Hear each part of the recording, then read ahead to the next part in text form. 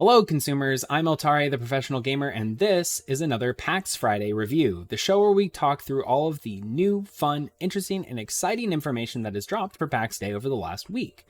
Now, while this week is the first of a couple of weeks where Mainframe is on official summer vacation, we still managed to get some of the most exciting information that has dropped recently with regards to alpha dates.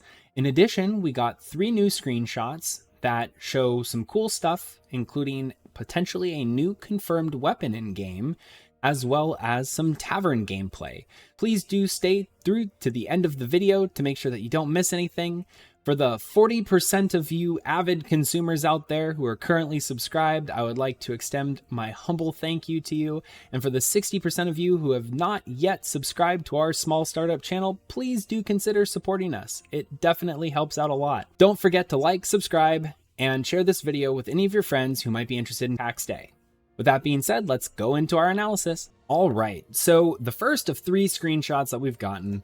Now, if you've watched any of our past screenshot analysis videos from the Pax Friday review, we've seen kind of a similar vibe to this scene many times, and it seems to be potentially from the Friends and Family alpha that is currently ongoing. But we got a lot of interesting little bits of and pieces that we can see that we might not have seen before. One of them being this kind of basket weaved thing right here. We have a bucket. Another really cool thing that has gone relatively unnoticed by a lot of people is there seems to be vines crawling up the side of this building. So this kind of just goes to show the wonderful power of the Unreal 5 engine at this point. But it's very cool to see this kind of almost procedural technology for the environments in Pax Day, and it's really cool to see like creeping vines going all the way up the building, and you can see it kind of crawling up all the way to over here, as well as covering up one of the windowsills right here. And it seems like it's coming from potentially this planter of some sort right here, but there's no real way of confirming that other than it kind of looks like that from here. Now, the next screenshot is a particularly important one. The thing that I would like to draw everyone's attention to, which again, I'm pretty sure this is from the Friends and Family alpha. We've seen this bridge a billion times. It's one of the developers' favorite bridges, apparently, in game to show screenshots of. But nevertheless, we can see right here what looks to be a weapon that we've never seen before. And you can see the long pole with a nice sharp and pointy end to it. So I believe this might be a spear. Now, it looks like the character is holding the spear with 2 hands. So I don't know if this makes it a 2-handed weapon, or maybe if it's just the attack animation or something like that. But either way, it's really cool to see another confirmed weapon that exists in game, the spear. Now, I have no idea what this character's doing right here. It kind of looks like they're holding their hands up, and you have what looks to be a town guard doing something, and someone definitely running away from being attacked. Altogether, a really cool little screenshot here.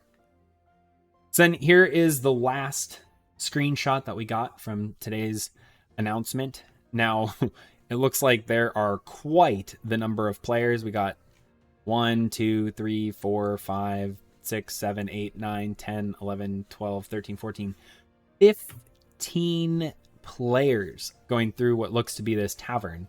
I can tell that this is also from the Friends and Family alpha because we got the trees, or what looks to be a branch of a tree, fading through into the walls of this structure. That is something that's not supposed to exist in game, but it was a bug, a known bug that was in the Friends and Family alpha.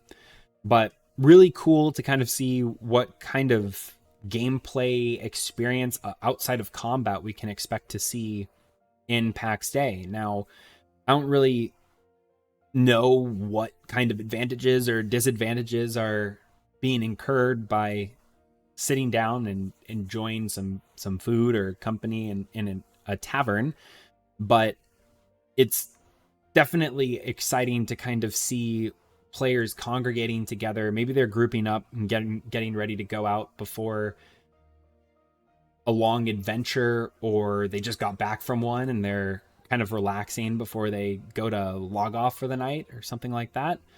But it's really fun and exciting to see this level of interaction in the game already, and it seems like the Friends and Family Alpha is going pretty well with that many players all gathered together in one point. Now, this is what most of you are probably here for, talking about exciting. Here is our first indication from Mainframe about when we can expect to get into an alpha.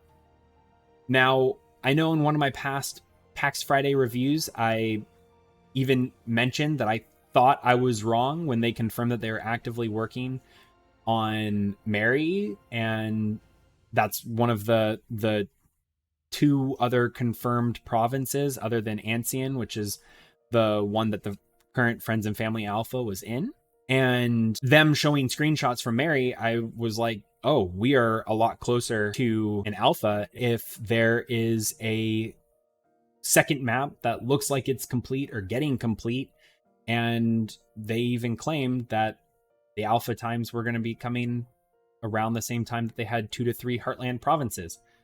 If Mary is close to done or done, then we have Ancien and Mary. That makes 2 out of 3 or 2 out of 2 for total provinces to be completed, which means the alpha is way closer than I was thinking it was originally, to be probably sometime later in 2024.